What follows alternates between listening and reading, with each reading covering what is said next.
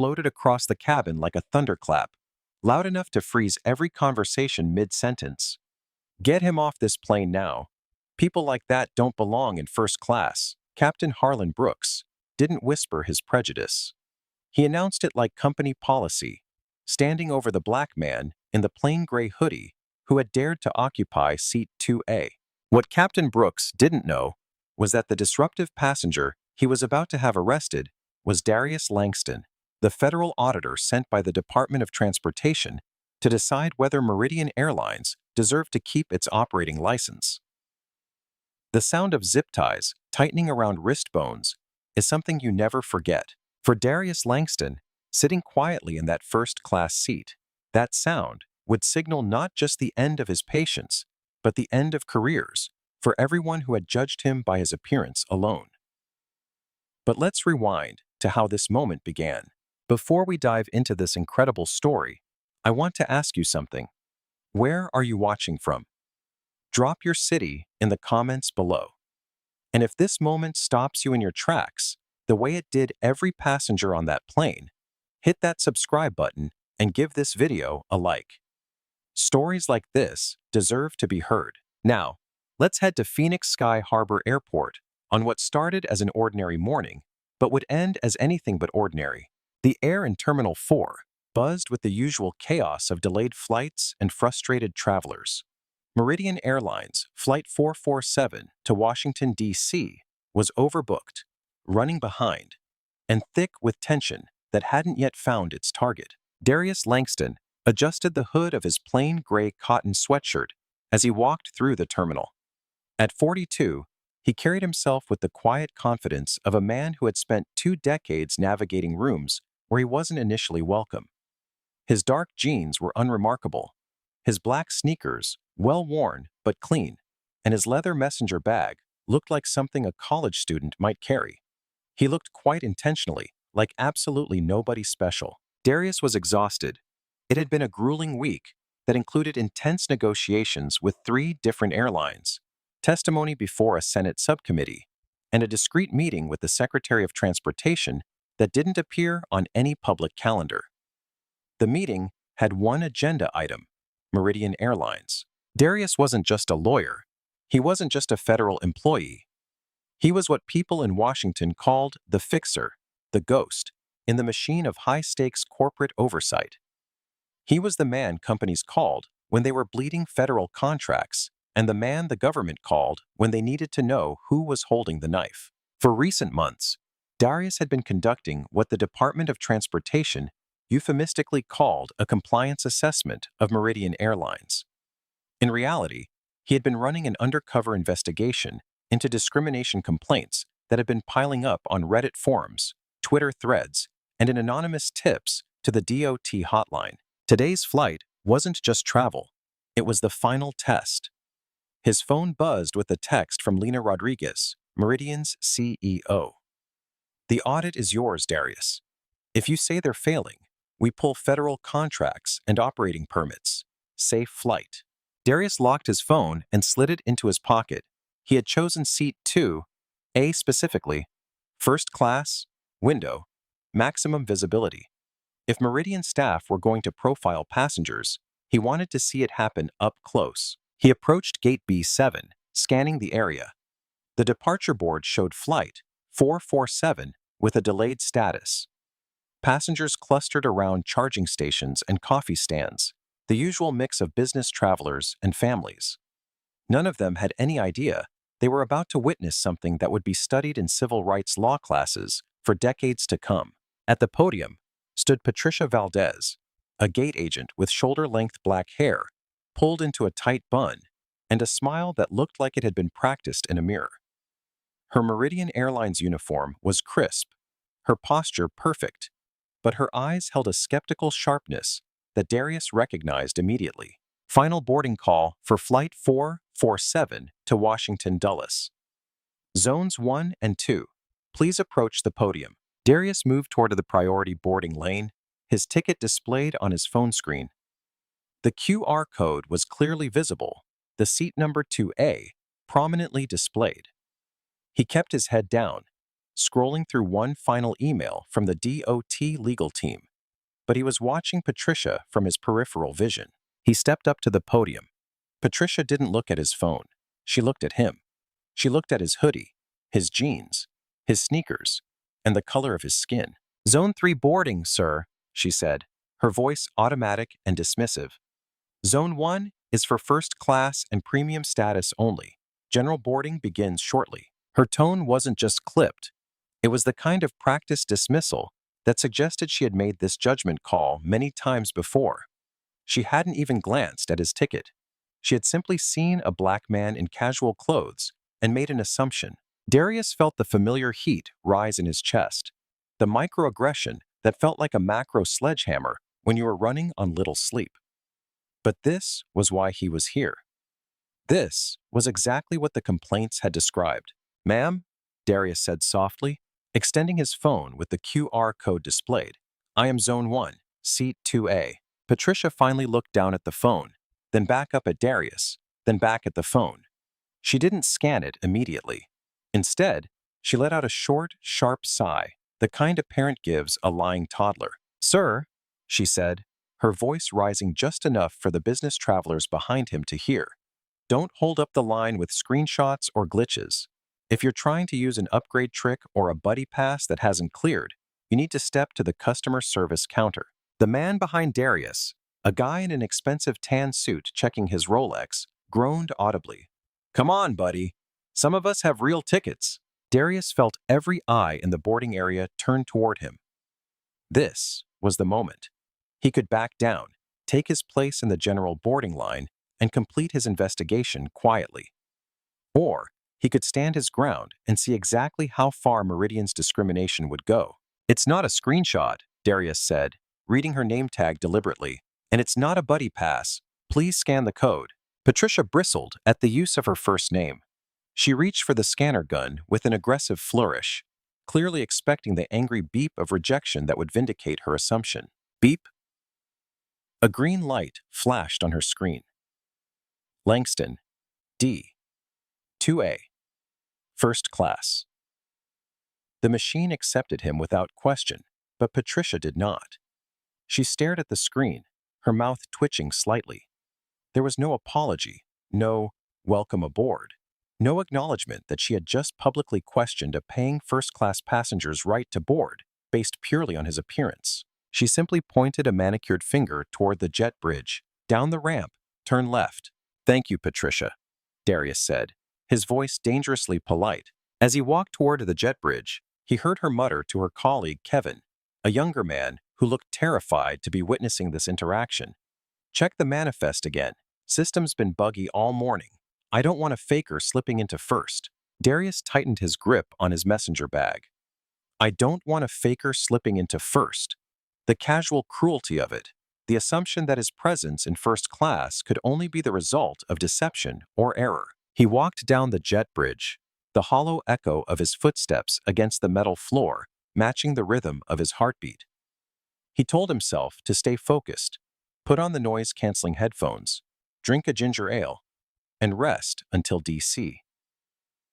He had the power to trigger an investigation into this specific hub's training protocols, but he was tired. Too tired to be vindictive, or so he thought. The jet bridge opened into the aircraft, and Darius stepped onto Flight 447. The plane was a Boeing 737, configured with 16 first-class seats in a 2x2 layout. The cabin smelled of industrial carpet cleaner and recycled air. Standing at the aircraft door was Carla Mendoza, the lead flight attendant. She was tall, imposing, with dark hair pulled back in a perfect bun, and a smile that was all teeth and no warmth. She had the kind of commanding presence that suggested she ran her cabin like a personal kingdom. "Boarding pass," she demanded, holding out her hand without looking at Darius directly. Darius showed her his phone. Carla looked at the screen, then at Darius, then back at the screen. She tilted her head slightly, blocking the aisle. "You're in 2A? "Yes, ma'am." "Let me see your ID." The line behind Darius stopped moving. The quiet chatter of the cabin died. Passengers in the first few rows turned to watch. "Excuse me," Darius asked, I need to match the name on the ticket to a photo identification, Carla said, crossing her arms. We've had issues with unauthorized seat swapping on this route. Darius looked around the cabin. The man in the tan suit from the gate was right behind him, boarding pass in hand. Carla hadn't asked for his ID. She hadn't asked for ID from the elderly white woman who had boarded just before Darius. You didn't check the person before me? Darius said, his voice dropping to what his colleagues called his courtroom bass, the tone that made opposing lawyers nervous. And you're not checking the man behind me? Is there a specific security reason you need my identification? Carla's plastic smile vanished entirely. Sir, if you're going to be combative, I can have you removed before we even push back from the gate. Show me the ID or get off my plane. Darius stared at her. He knew the federal aviation regulations better than most pilots. He knew there was no requirement for ID verification at the aircraft door unless there was a specific security concern. He knew this was profiling, pure and simple, but he also knew he was here to document exactly this kind of behavior. He reached into his back pocket, pulled out his wallet, and extracted his driver's license. He handed it to Carla. She studied it for an uncomfortable 10 seconds, seeming disappointed that it was legitimate. Go ahead, she said, shoving it back at him. Keep your bag under the seat in front of you. Overhead bins are for premium passengers only. Darius looked up. The overhead bins above row 2 were completely empty, wide open space. He didn't argue. He simply reached up and placed his messenger bag in the overhead bin, maintaining eye contact with Carla the entire time, daring her to stop him. She looked away first. Darius settled into seat 2A. The leather was soft, the legroom generous. Under different circumstances, this would have been a pleasant way to start the day. He buckled his seatbelt, closed his eyes, and tried to slow his heart rate. Just document and report, he told himself. Don't engage. Don't escalate. But the universe and Meridian Airlines had other plans entirely. Moments passed. The plane was fully boarded. The jet bridge had been pulled back, and the fastened seatbelt sign glowed amber above the cabin. Darius had his noise-canceling headphones on, eyes closed, trying to center himself for what was supposed to be a quiet 3-hour flight. He felt a tap on his shoulder. He ignored it. A harder tap, sharp, insistent. Darius slid his headphones off and opened his eyes. Standing over him was Carla Mendoza, and she wasn't alone. Looming behind her, filling the narrow first-class aisle with gold stripes and an ego that could barely fit through the aircraft door, was Captain Harlan Brooks. Brooks looked like he'd been cast from central casting for a classic airline commercial. Silver hair, square jaw, and the kind of absolute, unquestioned authority that came from 3 decades of being the final word on everything that happened at cruising altitude. But his face was flushed red with irritation, and his eyes held the cold calculation of a man who had already decided how this conversation was going to end. Sir, Captain Brooks said, and his voice wasn't asking anything. It was announcing a decision that had already been made. We need a word. Darius straightened up in his seat. He could feel the other passengers in first class watching with rapt attention. Some looked annoyed at the delay. Others, particularly an older white couple in row 3, were looking at Darius with open suspicion, as if his mere presence was somehow contaminating their premium cabin experience. Is there a problem? Darius asked, his voice deliberately calm. That's what we're trying to figure out, Brooks replied. He leaned one hand on the overhead bin, invading Darius's personal space in a way that was clearly calculated to intimidate. My lead flight attendant tells me you are aggressive at boarding, and now I'm hearing there are discrepancies with your ticket. Darius let out a short, dry laugh.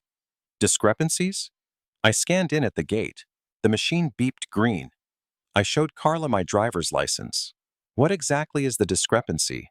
Carla stepped forward, her voice high and defensive. Patricia, at the gate, called down to the aircraft. She said the credit card used to book this seat was flagged for fraud minutes ago. She said the name on the card doesn't match the traveler profile. Darius blinked slowly. This was escalating faster than he had anticipated, but it was also more blatant than he had hoped for. Flagged for fraud, he repeated. Ma'am, that card, is a corporate credit card issued by the United States Department of Justice. If it had been flagged for fraud, the Secret Service would be standing here, not a flight attendant. The mention of the Department of Justice made Bryce Callahan, the businessman in the tan suit, now seated across the aisle in 1B, raise his eyebrows. A few other passengers leaned forward slightly, suddenly more interested in the conversation. But Captain Brooks wasn't listening to explanations. He was in protection mode, and in his mind, he had already identified the threat that needed to be neutralized. "Listen, buddy," Brooks said, dropping any pretense of professional courtesy. "I don't know what kind of scam you're running here, and frankly, I don't care about your stories. We have a paying customer on our standby list who actually owns a legitimate ticket for this cabin. You're holding up my departure schedule." "I am a paying customer," Darius said, his voice hardening for the first time. "Captain Brooks, I can pull up the booking confirmation right now. I can call the travel agency that made the reservation. I can show you the email receipt." "Put the phone away," Brooks barked. "I'm not playing games with con artists. You are trespassing on a federal aircraft, and I have the authority to have you removed." Darius felt something shift inside his chest. Not anger. Anger would be counterproductive. This was something colder, more clinical. The transformation that happened when a federal investigator stopped being a passenger and started being a prosecutor. "I'm sitting in a seat I paid full fare for," Darius said, enunciating every syllable with courtroom precision. "I have shown you my identification. I have offered to provide additional documentation. I am not moving." Brooks straightened up, adjusting his tie with a theatrical flourish. He looked at Carla with the expression of a man who was about to demonstrate exactly why he was in charge. "Call security," he ordered. "I want him off this aircraft immediately." "Captain Brooks," Darius said, and for the first time, there was a warning in his tone, a deep, resonant warning that made several passengers in the nearby rows go completely silent. "If you call security on me, you're escalating this situation into a legal matter that you absolutely will not win. I am asking you respectfully one final time. Check the passenger manifest. Look at the booking notes. There is a code there, DOJ-CL-7. Look at it." Brooks sneered, the kind of dismissive expression he might give to a child claiming they could fly. "I fly the plane, pal. I don't read the fine print in booking engines. You had your chance to cooperate and walk off with some dignity. Now, you're going to be dragged off." He turned on his heel and marched back toward the cockpit, his shoulders set with the confidence of a man who had never been wrong about anything in his entire life. Carla remained standing over Darius, arms crossed, looking absolutely triumphant.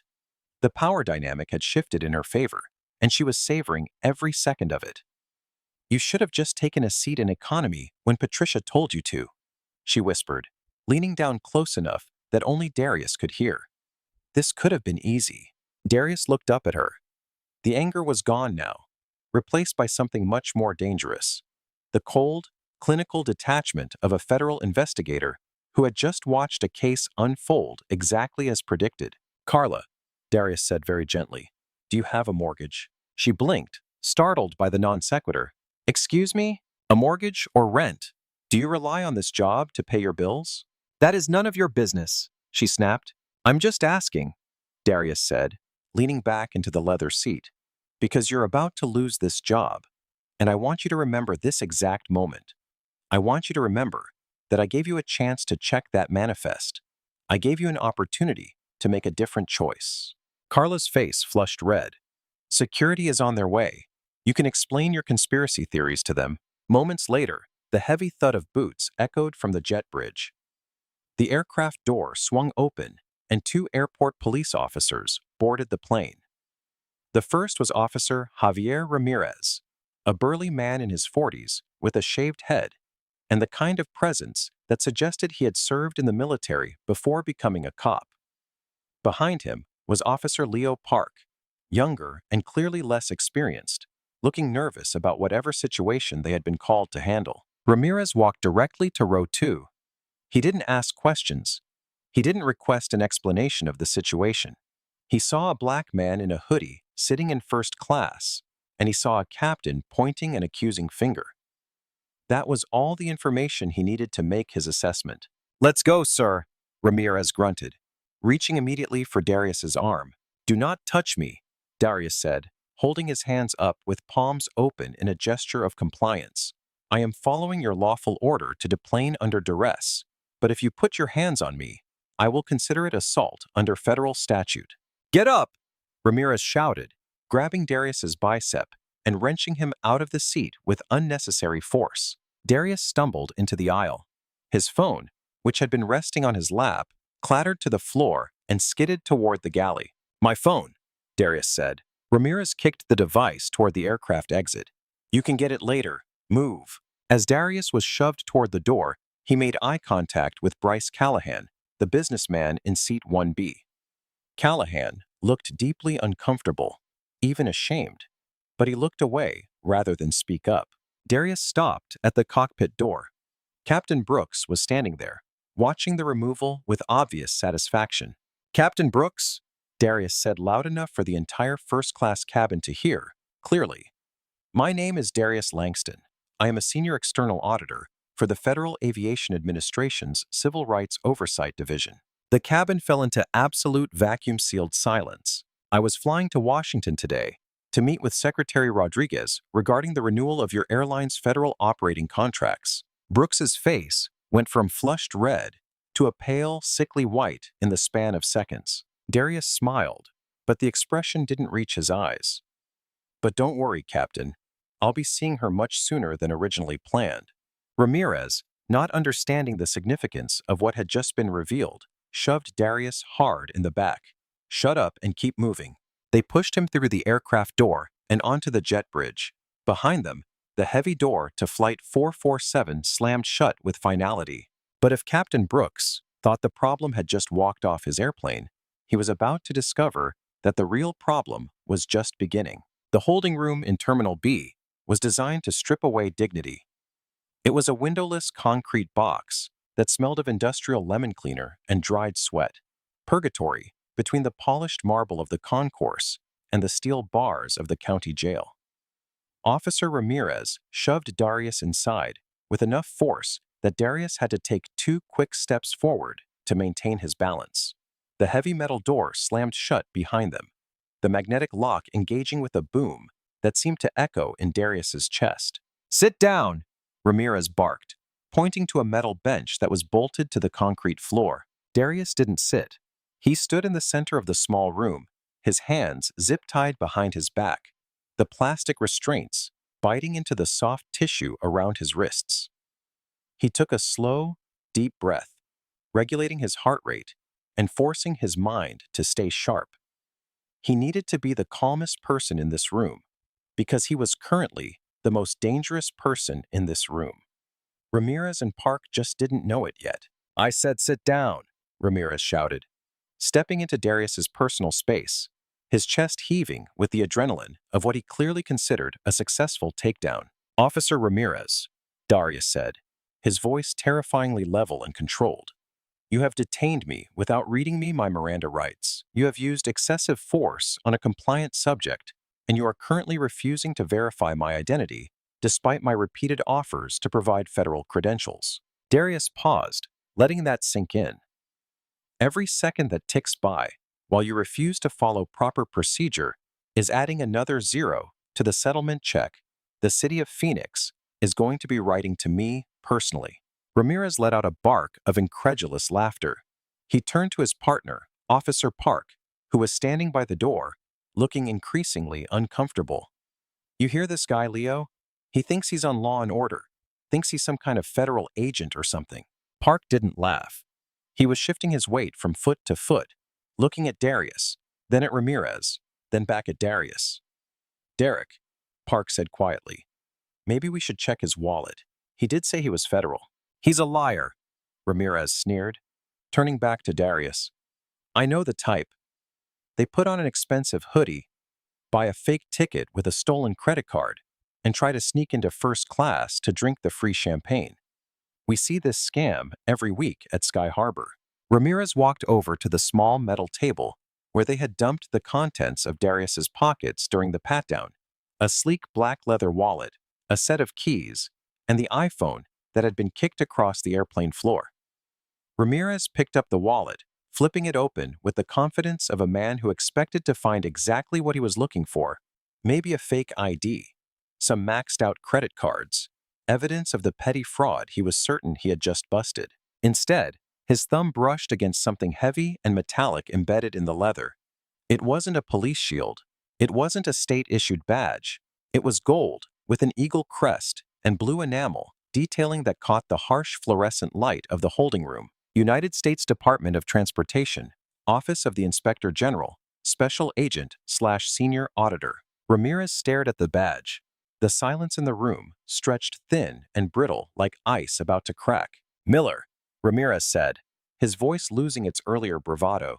"Yeah?" Park stepped closer, peering at the badge in Ramirez's hands. Park's eyes went wide. Oh crap. Derek, that's real. That's a federal badge." Ramirez's face flushed red, but he slammed the wallet shut rather than acknowledge what he had just seen. "Anyone can buy a badge online," he insisted. "It doesn't mean anything. He was disrupting a federal aircraft. The captain's direct orders were to remove him for the safety of the flight. We did our job." "The captain ordered you to remove a disruptive passenger," Darius corrected, still standing calmly in the center of the room. "But the body camera footage that you are both currently recording will clearly show that I was not disruptive. I was compliant. I was profiled based on my race and my clothing, and now I am being unlawfully detained by officers who are refusing to verify my federal credentials." Darius turned his attention to Park, recognizing the weakness and fear in the younger officer's eyes. "Officer Park," Darius said softly, "you look like a reasonable man. You have a choice to make right now. You can continue to follow Officer Ramirez's lead, which will result in your immediate suspension and likely termination before the end of your shift, or you can cut these zip ties, return my personal property, and allow me to make the phone call that might save your pension." Park looked at Ramirez, then back at Darius. "Derek, we should cut him loose. If he's really DOT, we can't hold him like this. This becomes a federal jurisdiction issue." "He's not going anywhere until I finish processing him," Ramirez declared, doubling down with the stubbornness of a man who had never admitted he was wrong about anything in his entire life. "He threatened the flight crew. That's a federal felony. I'm booking him."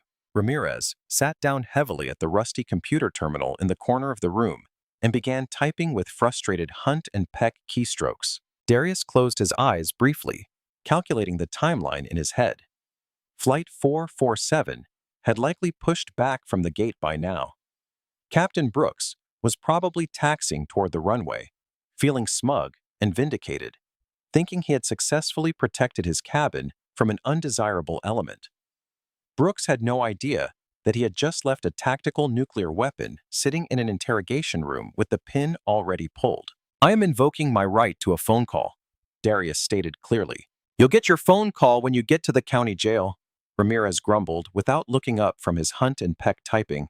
"Wrong," Darius said. "Under Arizona revised statutes, and considering my status as a federal employee who was detained during the course of official duties, I am entitled to contact my supervisor immediately.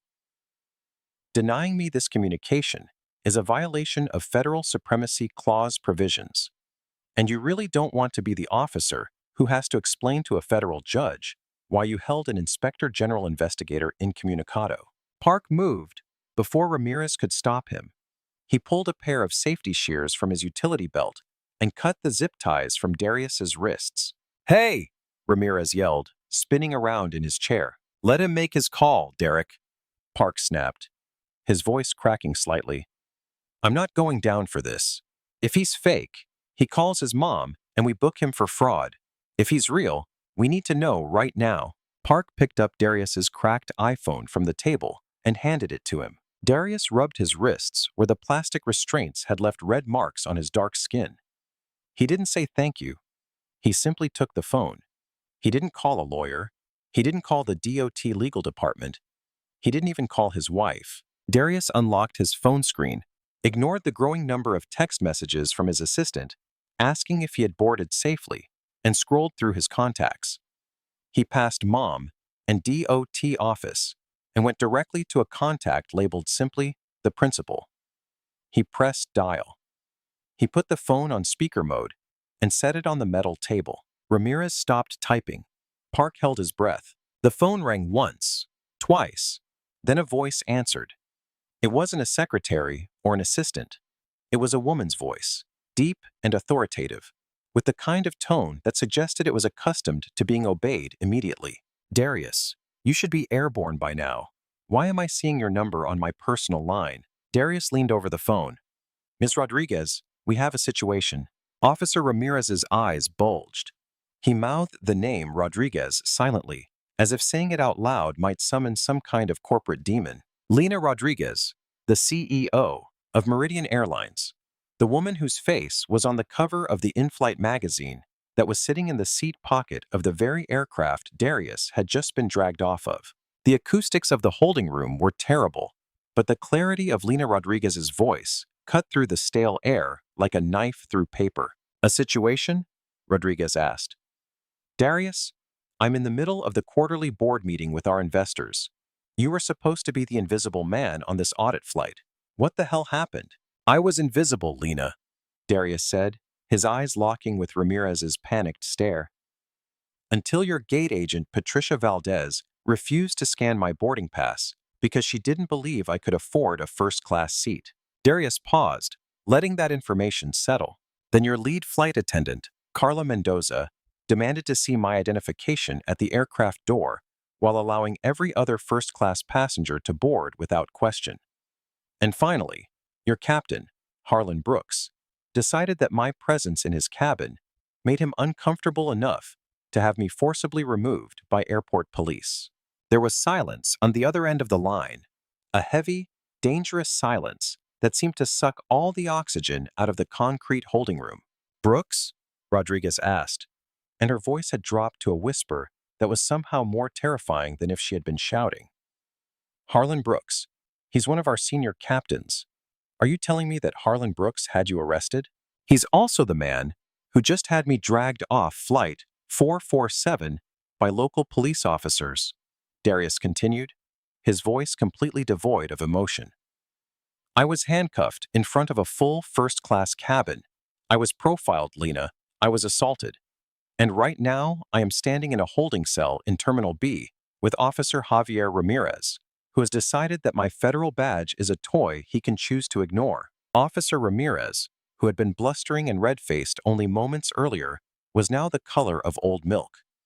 He slowly stood up from the computer chair, his hands visibly shaking. Everyone in aviation knew Lina Rodriguez's voice. It was the voice that signed the paychecks. It was the voice that decided whether airports got Meridian Airlines contracts.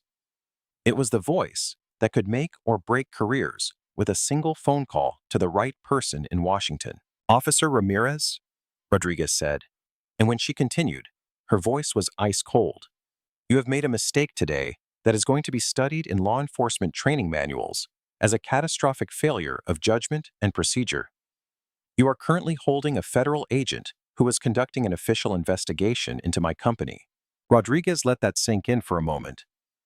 I need you to listen to me very carefully, Officer Ramirez. Is Mr. Langston free to leave that room right now? We were processing him for disorderly conduct. And is he free to go? Rodriguez's voice cut through Ramirez's stammering like a blade. Yes, Ramirez squeaked. Yes, ma'am. Good. Now, I want you to personally escort him to the VIP lounge in Terminal B. You will not touch him again. You will not speak to him unless he speaks to you first. And while you are doing that, I need you to contact air traffic control and give me the current status of Flight 447. Ramirez looked at the computer screen, his hands shaking as he pulled up the flight tracking application. It pushed back from the gate minutes ago, ma'am. It's currently in the queue for the runway. Looks like they're third in line for takeoff. Stop it, Rodriguez said. Ramirez blinked. Ma'am, I can't ground an aircraft. I'm just airport police. I don't have authority over... Then hand the phone back to Mr. Langston immediately.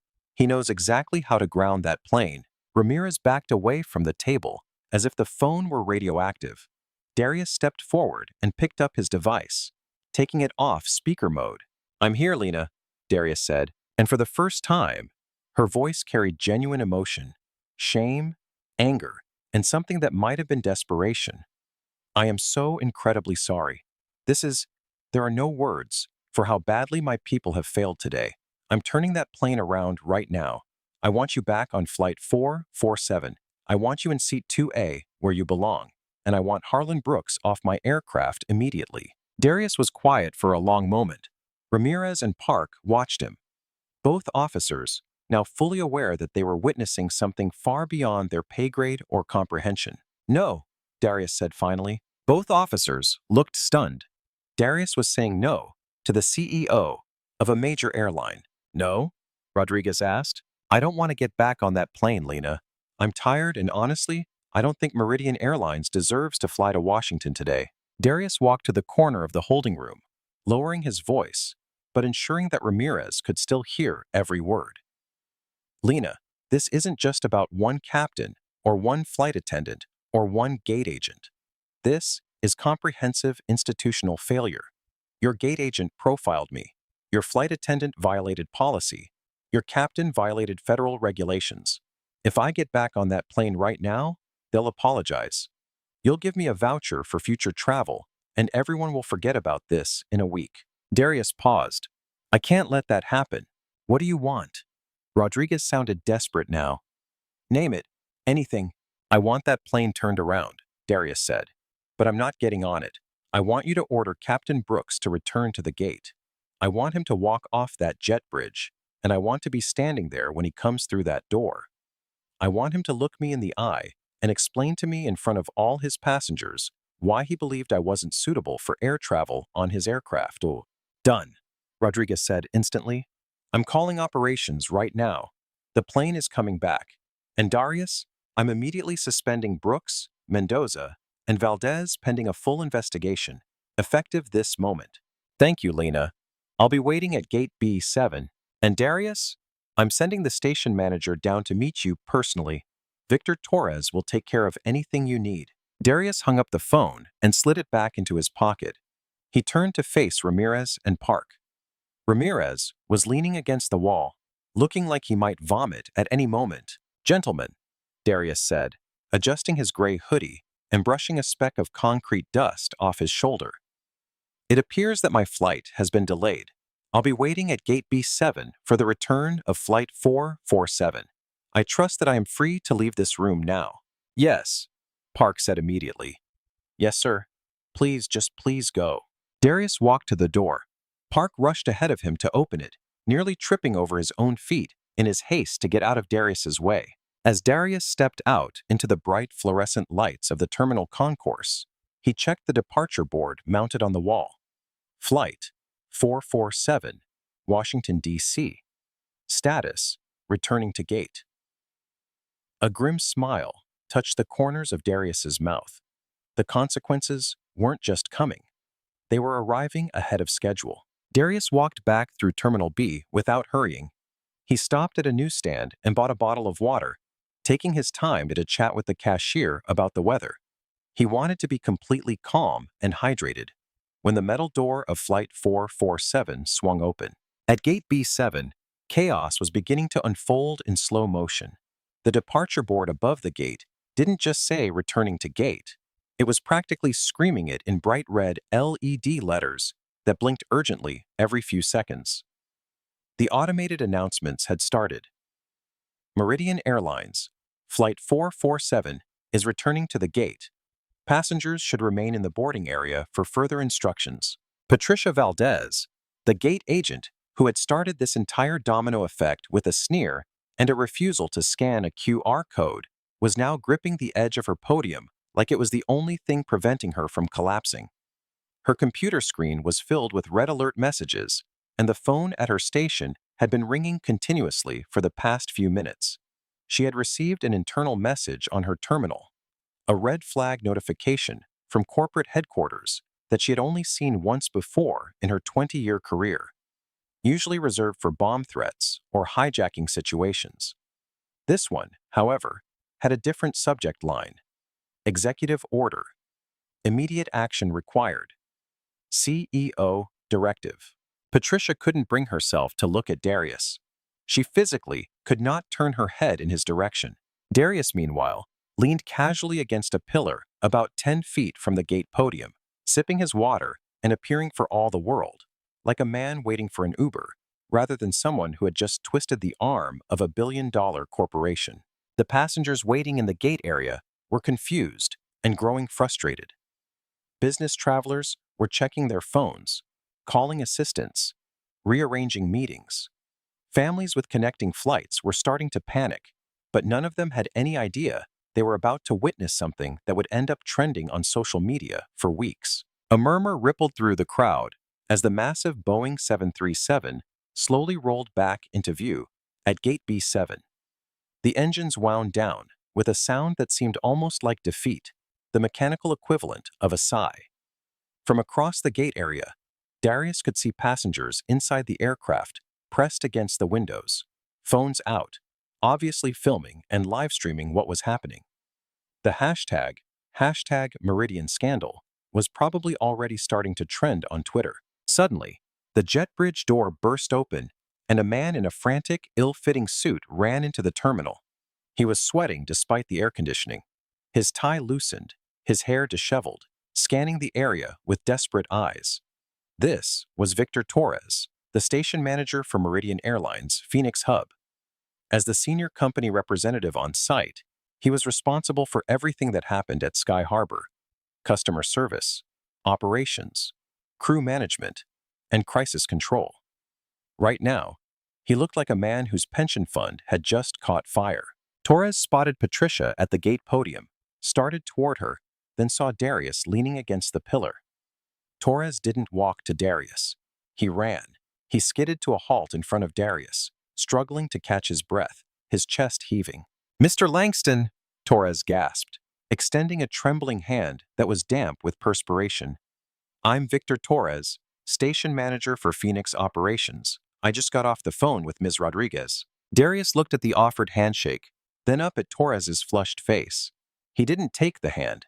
"Mr. Torres," Darius said calmly, "you look like you might need to sit down." Yes, sir. I am profoundly sorry. I was in a budget meeting when this happened. I had no idea that airport police had—" He swallowed hard.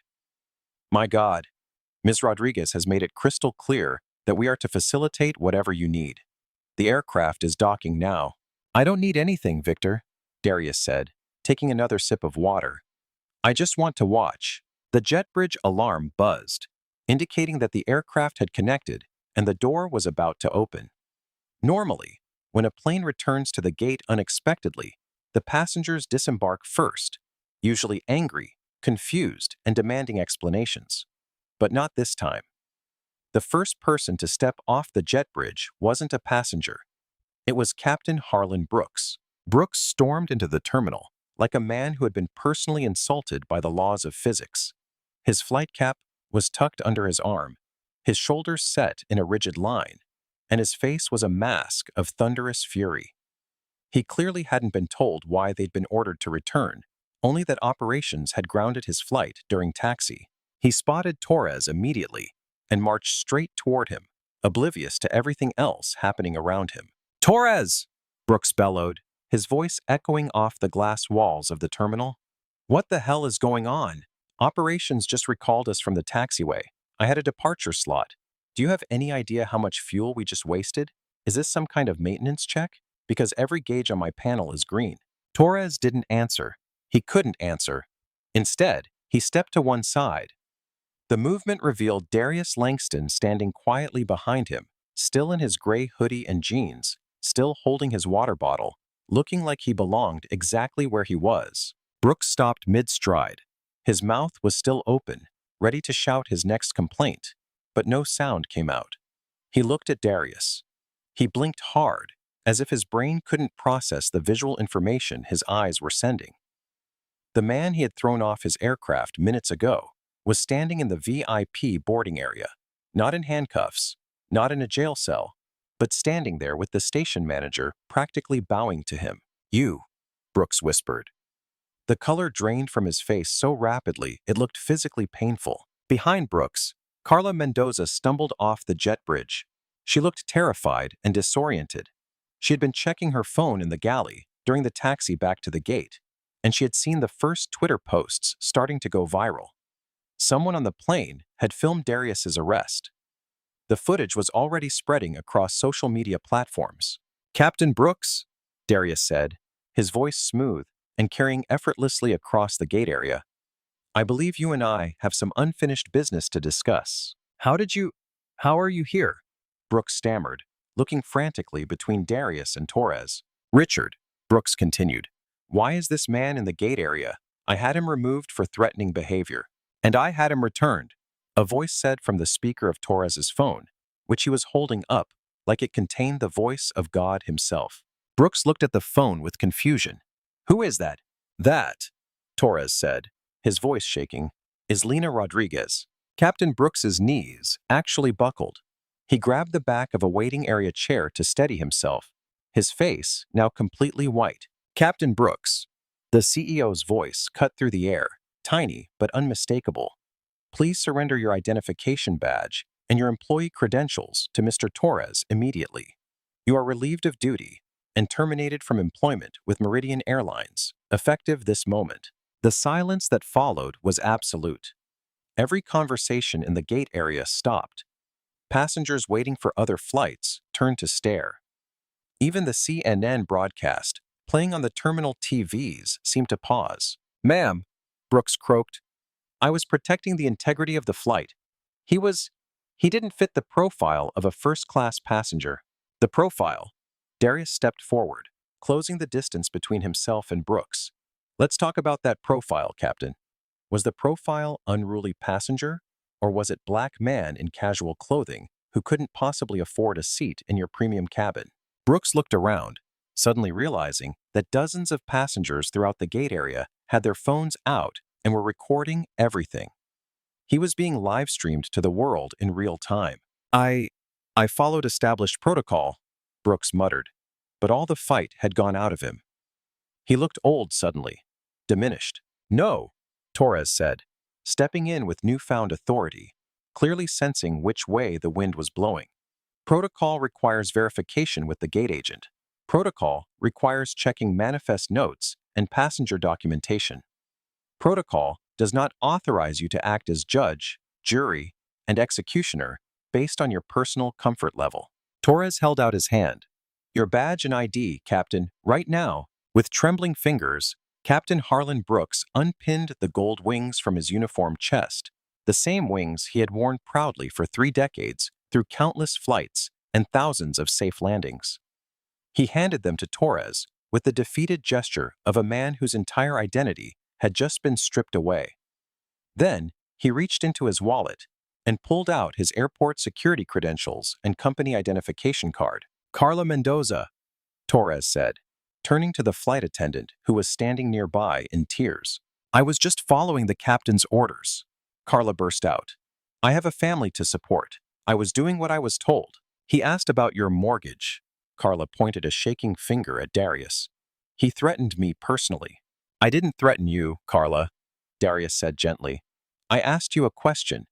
I asked if you could afford to lose your job because I was trying to give you one final opportunity to make the right choice.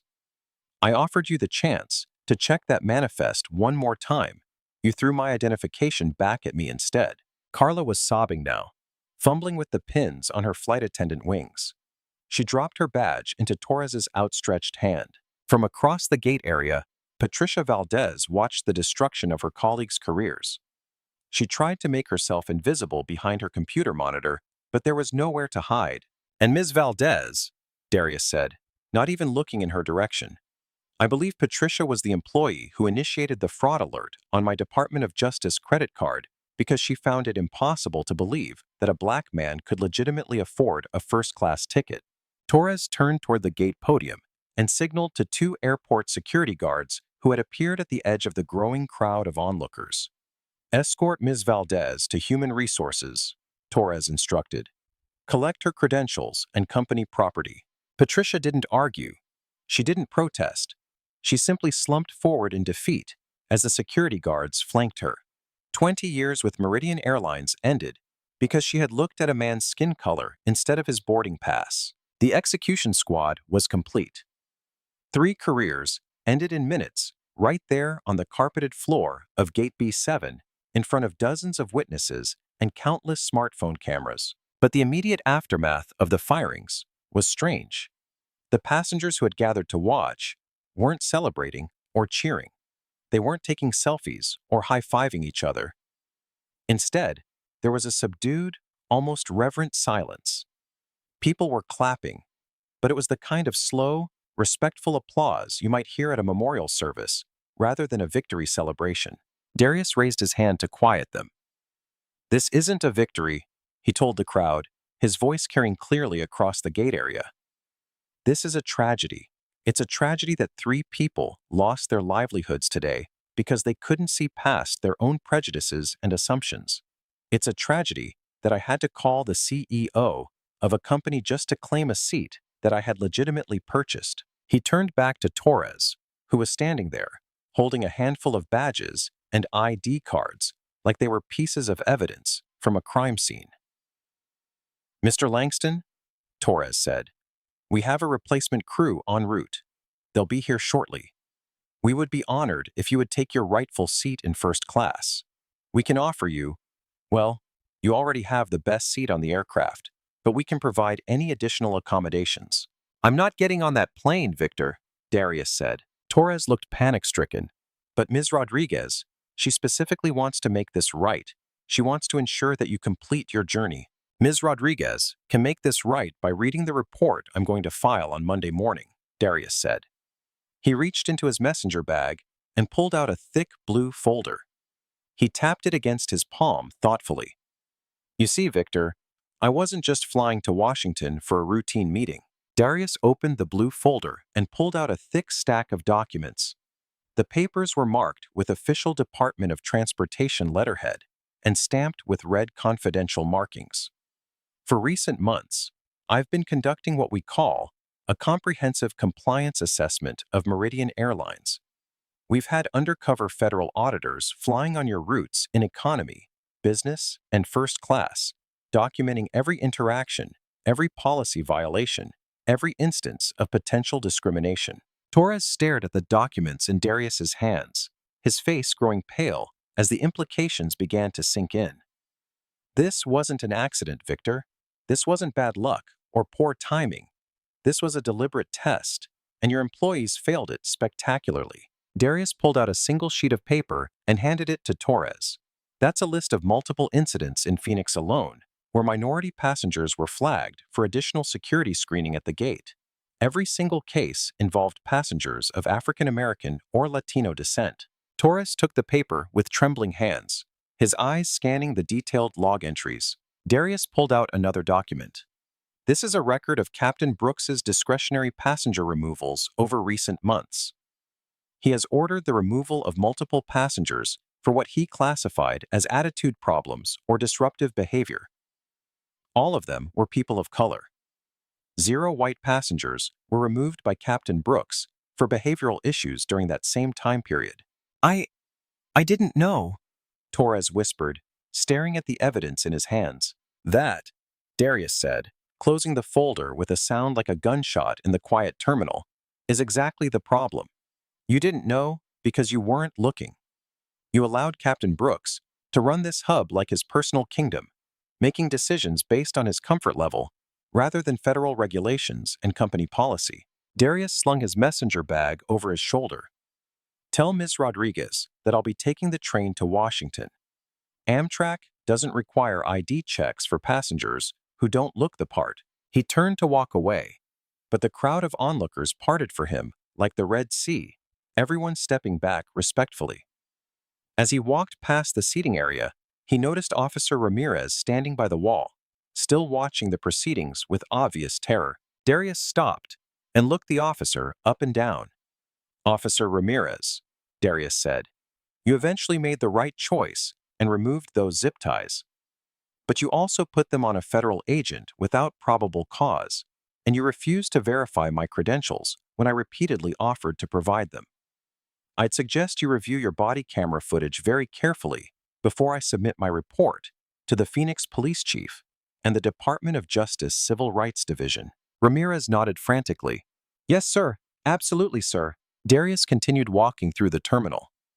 He walked past the food court, past the duty-free shops, past the business travelers and families who were staring at him with a mixture of awe and recognition. Some people nodded respectfully. Others whispered to their companions, pointing him out as that guy from the video. His phone buzzed with a text message from his wife. How's the flight, honey? Darius typed back, Flight canceled. Taking the scenic route, but I think I cleaned up the airline industry a little bit along the way. He stepped outside into the dry Phoenix heat and hailed a taxi. Where to? The driver asked. Union Station, Darius said, settling into the back seat. I need a train to Washington, D.C. The driver looked in the rearview mirror. That's going to be a long trip, friend. Darius smiled and closed his eyes. Yeah, but at least nobody checks your ID based on the color of your skin when you're riding the rails. But the story of Darius Langston and Meridian Airlines Flight 447 was far from over. In fact, the real consequences were just beginning to unfold. The video footage recorded by passengers on the flight hit the internet before Darius's taxi had even reached the freeway. The clip was titled simply, Airline Captain Tries to Remove Federal Auditor, Regrets It. It instantly went viral. By the next morning, it had millions of views across all platforms. By the end of the week, it was the lead story on CNN, Fox News, MSNBC, and every major news outlet in the country. The image of Captain Brooks's face, as he handed over his wings, became a meme representing every arrogant authority figure who had ever overstepped their bounds. But the viral fame was the least of their worries. The real reckoning happened in the quiet, terrifying conference rooms where corporate lawyers calculate the cost of institutional failure. Captain Harlan Brooks didn't just lose his job, he lost his entire professional identity. The investigation triggered by Lina Rodriguez didn't stop at his discriminatory passenger removals. The FAA pulled his flight records for recent years and found patterns of behavior that went far beyond bias into genuine safety violations. Brooks had a documented history of overriding co-pilots who questioned his decisions. He had skipped mandatory pre-flight safety checks when running behind schedule. He had made unilateral weather-related choices that violated federal aviation protocols. Months after the Phoenix incident, the Federal Aviation Administration permanently revoked Harlan Brooks's commercial pilot's license. At 54 years old, with a pension that was reduced due to a termination for cause clause in his contract, Brooks was finished in aviation. The last anyone heard of Captain Brooks, he was working as a flight simulator instructor at a small training facility in rural Ohio, teaching teenagers how to fly single-engine Cessnas. He was contractually forbidden from wearing any kind of uniform. Carla Mendoza and Patricia Valdez fared differently, but not better. Patricia was fired for cause when the audit revealed that her fraud alerts had an extraordinarily high false positive rate and targeted almost exclusively passengers with Latino or African surnames. She attempted to sue Meridian for wrongful termination, claiming she had been following her professional intuition and company-approved profiling techniques. The federal judge threw out her case in a summary judgment, citing the overwhelming statistical evidence of discriminatory behavior that Darius had compiled. Patricia now works in a customer service call center in Tempe, far removed from any position of authority over other human beings. Carla Mendoza wasn't terminated immediately. Instead, she was placed on probation and required to complete months of intensive sensitivity training, de-escalation courses, and federal anti-discrimination education. But the psychological weight of her actions proved too much to bear. Every time she walked down an aircraft aisle, she felt passengers looking at her, whispering, wondering if she was that flight attendant from the viral video. She resigned from Meridian Airlines months after the incident and left the aviation industry entirely. But the most significant changes weren't individual. They were institutional. Lina Rodriguez, true to her word, didn't try to sweep the incident under the corporate carpet. Instead, she used it as an opportunity to fundamentally restructure Meridian's corporate culture.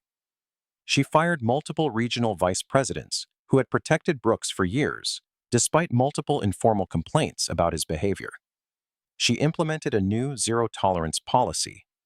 Any employee who initiated a security removal that was later determined to be based on racial or ethnic profiling would face immediate termination without severance. Rodriguez also established what became known as the Langston Protocol, a mandatory review process for any passenger removal that required documentation, supervisor approval, and body camera footage before airport police could be called.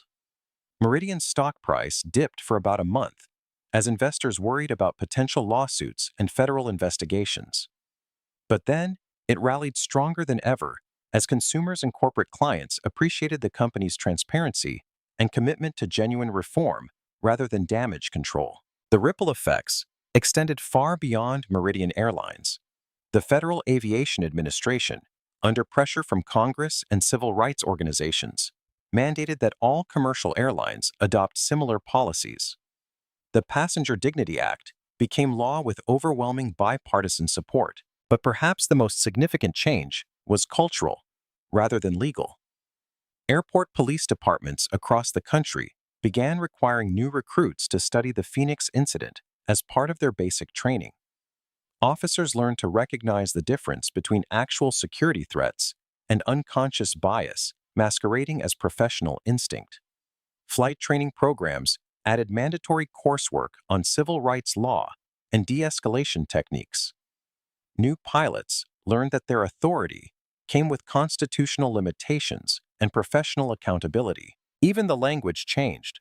Airlines stopped using euphemisms like passenger of interest or inappropriate behavior when what they really meant was doesn't look like they belong here.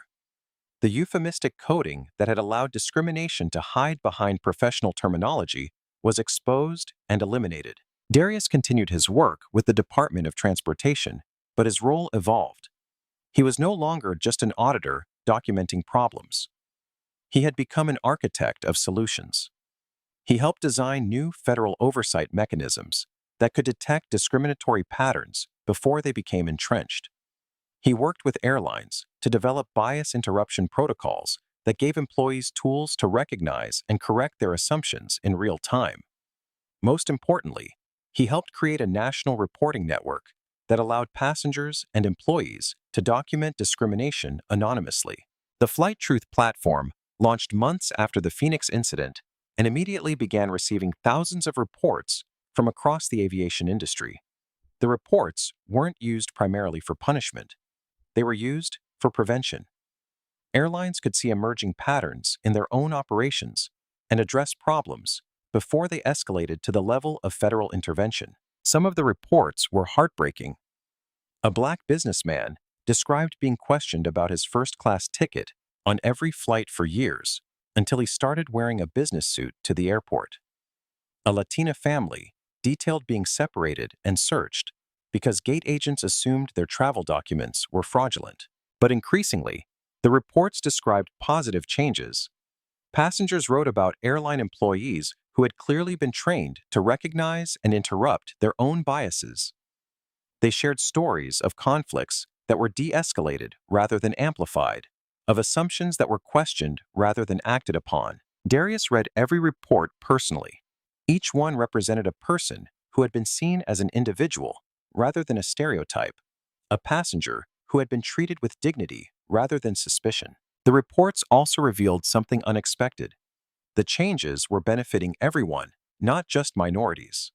White passengers wrote about feeling more comfortable in airports that weren't charged with tension and suspicion.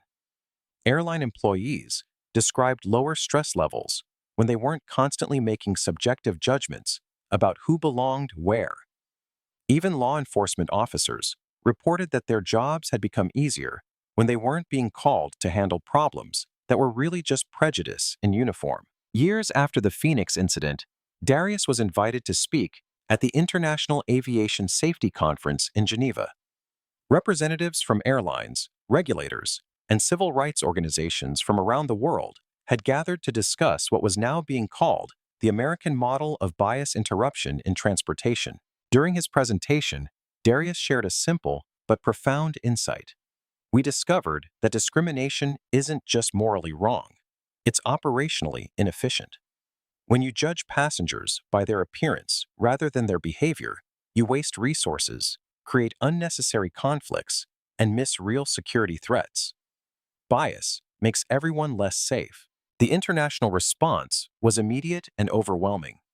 The European Union announced plans to adopt similar passenger protection standards. Airlines in Asia and South America began implementing their own versions of bias recognition training.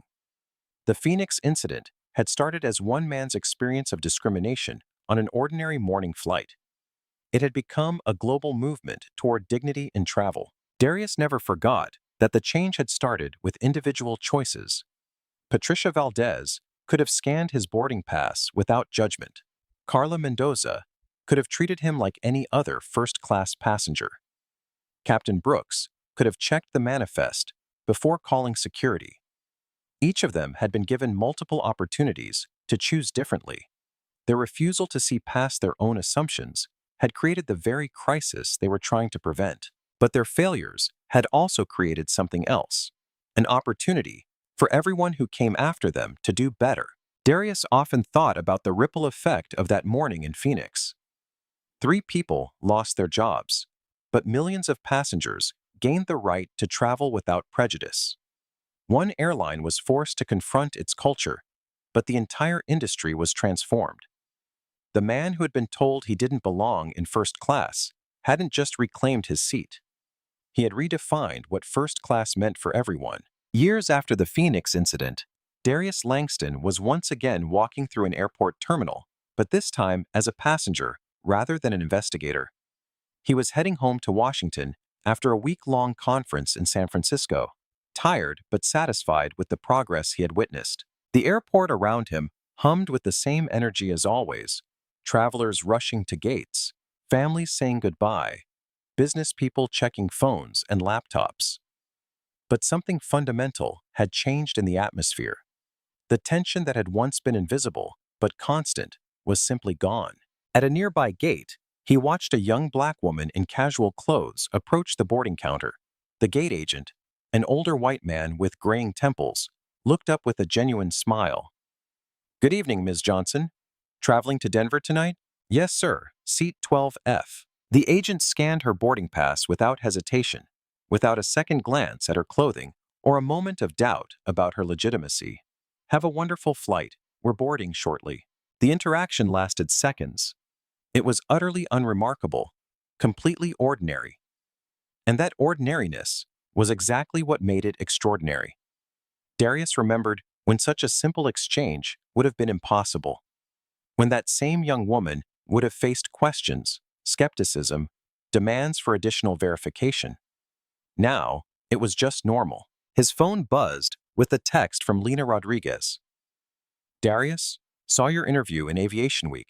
Thank you for continuing to hold us all accountable.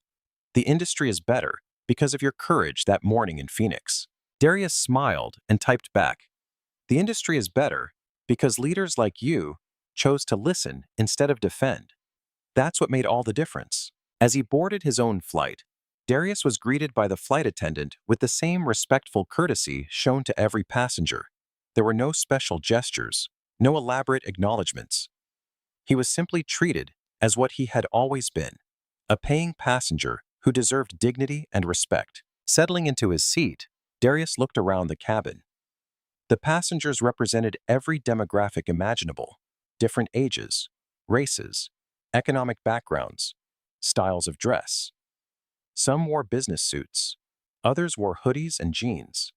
Some carried expensive luggage, others had backpacks and duffel bags. And none of it mattered.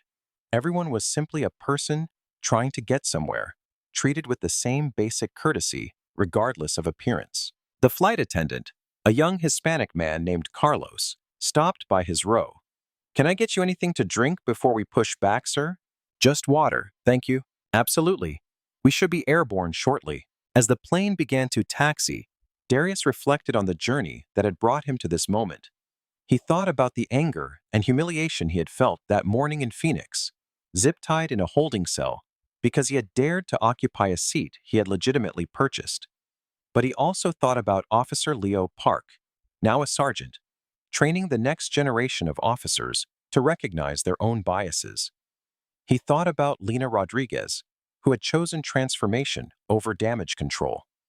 He thought about the thousands of passengers who now traveled without fear of being questioned, challenged, or removed based on assumptions about who they were or where they belonged.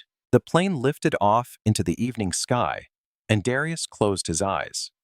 Tomorrow, he would return to his office at the Department of Transportation, where he would continue working on the next phase of civil rights enforcement in aviation. There were always more barriers to break down, more assumptions to challenge, more institutions to improve. But tonight, as he flew home at cruising altitude, Darius Langston allowed himself a moment of quiet satisfaction. He hadn't set out to become a civil rights pioneer or to transform an entire industry. He had simply refused to accept that his appearance determined his worth or his rights. That refusal, that quiet insistence on dignity, had changed everything. The flight was smooth, the service courteous, the atmosphere peaceful, as it should be, as it now was for everyone. Looking out the window, at the lights of cities passing below, Darius thought about all the other passengers, on all the other flights taking off and landing at that very moment. Business travelers and vacationing families, students and retirees, people of every background and appearance, all moving freely through the sky without having to prove they belonged there. The air was truly free now, and that freedom had been worth fighting for. When the plane landed in Washington hours later, Darius gathered his belongings and walked off the aircraft with a simple thank you to the crew. No special treatment, no recognition, no ceremony, just the ordinary dignity that every passenger deserved and that every passenger now received. As he walked through the terminal toward the exit, Darius passed a gate where another flight was boarding.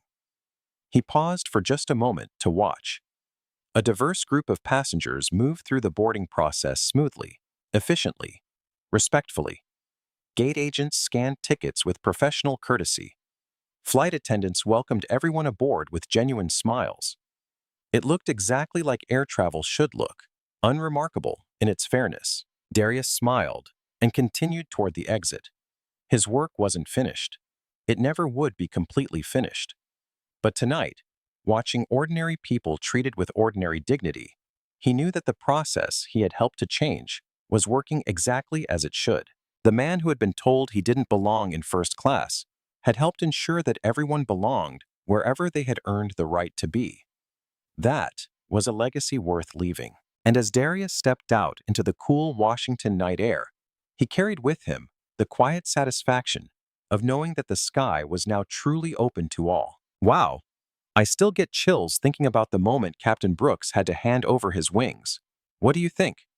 Would you have stayed as calm as Darius, or would you have lost it in that holding cell? Let me know in the comments below.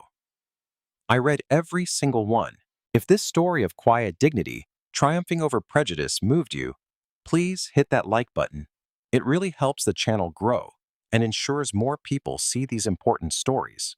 And if you want more real-life drama where justice is served and karma hits hard, make sure to subscribe and ring that notification bell so you never miss a video.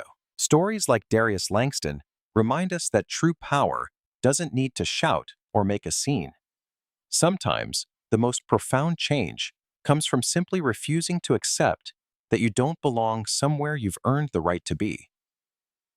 Thanks for watching, and remember, be kind to everyone you meet. You never know who you're talking to. And more importantly, everyone deserves to be treated with dignity, regardless of who they are or what they look like. Until next time, keep standing up for what's right, and keep believing that one person really can change everything.